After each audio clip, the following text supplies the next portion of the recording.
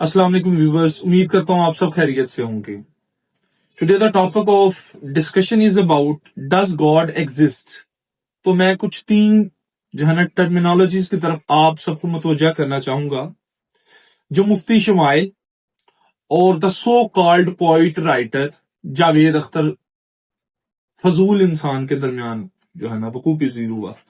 उस वाक्य की तीन टर्मिनोलॉजीज थी। कंटेंजेंट बीइंग, मैं आपको थोड़ा सा एलेबोरेशन कर दूं क्योंकि वो जो सो कॉल्ड पोइट और राइटर हैं उनको इन टर्मिनोलॉजीज का मतलब ही नहीं था पता कि कंटेंजेंट बीइंग क्या है। The second term is necessary being and the third term was infinite regress. अब मैं आपको बताता हूं कंटेंजेंट बीइंग क्या है। कंटेंजेंट बीइंग, जैसे मेरे पास ये एक मार्कर है, ये एग्जिस्ट कर भी सकता है, एग्जिस्ट नहीं भी कर सकता, यानी कि इसकी वजह है, इसका कोई ना कोई मकसद है, ये कंटेंजेंट है। ये खुद से एग्जिस्ट नहीं कर सकता, इसको बनाने वाला कोई होगा।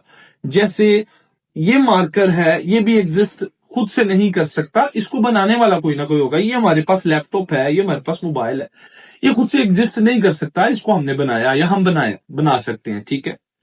ये है कंटेंजेंट बीइंग। जैसे कार है, ट्री है, ह्यूमन बीइंग है इनफैक्ट, ठीक है, तो वो भी खुद से नहीं बन सकता।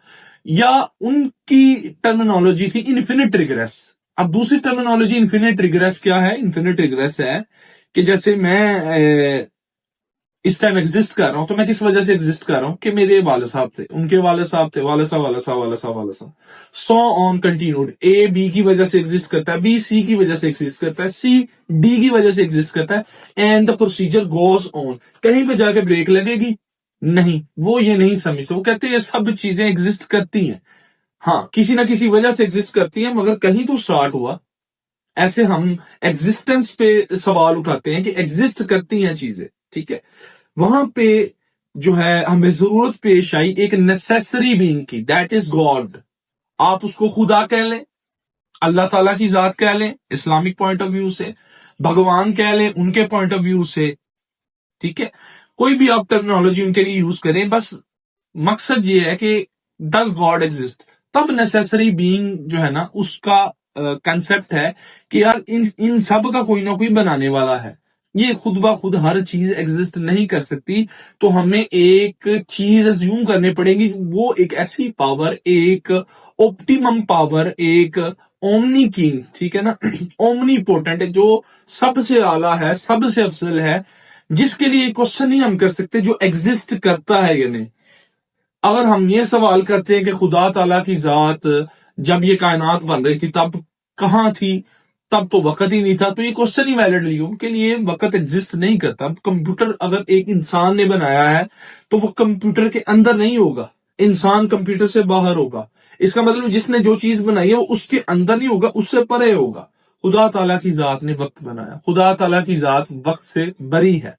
अल्लाह पाक की जात, अल्लाह कादर मुतलक की जात वक्त से बरी है, तो लिहाजा उनको आप टाइम फ्रेम में कंसीडर नहीं कर सकते।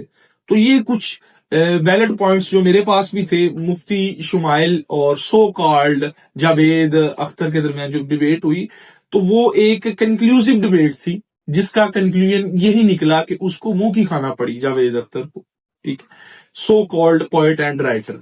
उसको बिल्कुल इल्म नहीं था ये तीनों टर्मिनोलॉजीज क्या है, कंटिंजेंट बीइंग क्या है, इन्फिनिट रिग्रेस क्या है। The third terminology was about necessary being, that is Allah Ta'ala की जात, वो क्या है। तो that was all topic about the debate. Thank you very much.